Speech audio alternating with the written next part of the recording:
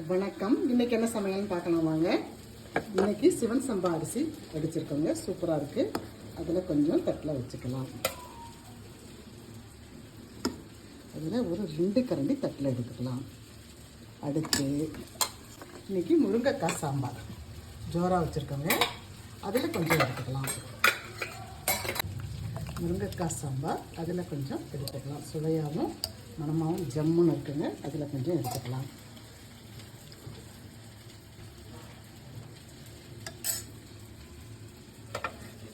அடுத்து மிளகு ரசம் அது கொஞ்சம் எடுத்துக்கலாம்.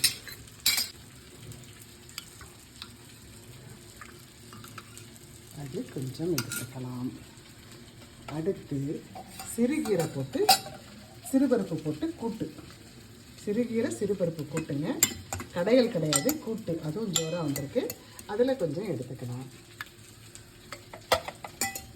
அடுத்து கோவக்காய் ஃப்ரை ஜம்முன்னு இருக்குது பாருங்கள். கோவக்காய் கண்டிப்பாக வாரத்தில் ஒரு 2 வேளையாவது நம்ம சாப்பிட்டோமா நம்ம உடலுக்கு ரொம்ப ஆரோக்கியங்க. ரொம்ப ஜோராக இருக்குது பாருங்கள், நல்லா ஒத்த ஒத்தையாக வந்திருக்கு. அதில் கொஞ்சம் வச்சுக்கலாம்.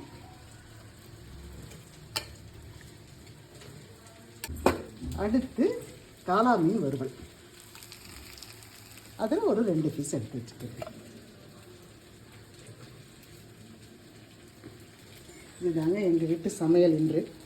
சிவன் சம்பா அரிசி சாதம், முருங்கைக்காய் சாம்பார், கோவக்காய் வறுவல், மீன் வறுவல், காளா மீன் வறுவல், சிறுபருப்பு போட்டு சிறுகீரை கூட்டு, மிளகு ரசம்.